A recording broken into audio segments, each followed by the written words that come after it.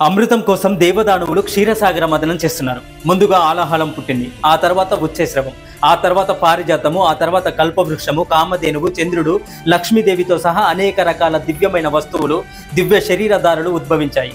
అంతిమంగా వైద్య శాస్త్రానికి అంతటికి అధిదేవత శంఖ చక్ర గదా పద్మములను ధరించి సాక్షాత్తు శ్రీ మహావిష్ణువును పోలి ఉన్న దివ్య పురుషుడు ధన్వంతరి అమృత భాండంతో ఆవిర్భవించాడు.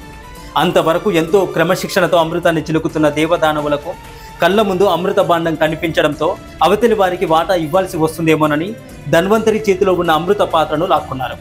తమ మటుకు తామే అమృతాన్ని తాగేద్దామని సముద్ర ఒడ్డున పరుగులు తీస్తున్నారు రాక్షసులు. ముందుగా రాక్షసులు అమృత పాత్రను పట్టుకొని పారిపోతుంటే దేవతలు శ్రీ మహావిష్ణువుని ప్రార్థించారు. అప్పుడు శ్రీ మహావిష్ణువు మోహిని రూపాన్ని ధరించాడు. మోహిని జగన్మోహనంగా నవ్వుతూ వయ్యారంగా నడుచుకుంటూ వచ్చి అక్కడ నిలుచుంది. కామానికి లొంగిపోయిన రాక్షసులు మోహినిని చూసి లొట్టలు వేసుకుంటూ అమృతాన్ని నీవే మాకు న్యాయంగా పంచు అని ఆమెను కోరారు. నేనెవరినో మీకు తెలియదు, నన్ను పెద్ద చేసి మీరు నా చేతిలో అమృత పాత్రను పెడుతున్నారు. ఎక్కడి నుంచి వచ్చావని కూడా నన్ను అడగడం లేదు. ఇప్పుడు నేను ఈ పాత్రను పట్టుకొని పోతే మీరేమైపోతారు అని అడిగింది మోహిని. మోహిని మాటలు విన్న తర్వాత కూడా వారు అమృతాన్ని నీవే మాకు పంచాలి అన్నారు రాక్షసులు. మోహిని వారి నుంచి అమృత పాత్రను అందుకొని మీరు చక్కగా స్నానం చేసి రండి, రాక్షసులంతా ఒకవైపు దేవతలంతా మరొక వైపు కూర్చోండి, అమృతాన్ని నేను పోస్తాను అని అంది మోహిని. వారలానే కూర్చున్నారు. ఆమె దేవతలకు అమృతం పోస్తుంటే ఆమె శరీర వృష్ణ భాగం రాక్షసులకు కనబడుతుంది. దాంతో వారు అమృతం మీద దృష్టి పెట్టకుండా మోహిని అంగాంగాల మీద దృష్టి పెట్టారు.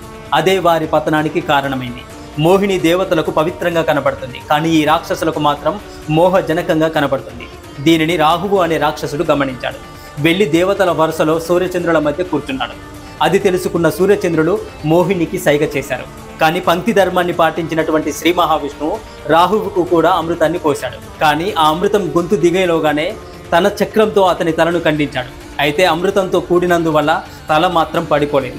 మొండానికి కూడా ప్రాణం వచ్చేసింది. తన ఉనికిని గురించి శ్రీ మహావిష్ణువుకు తెలియజెప్పారనే కోపంతోనే రాహుకేతువులు సూర్యచంద్రులను మింగుతూ ఉంటారు. అదే సూర్యచంద్ర గ్రహణాలు. మీకు ఈ వీడియో నచ్చితే ఓం నమో నారాయణాయ అని కమెంట్ చేయండి.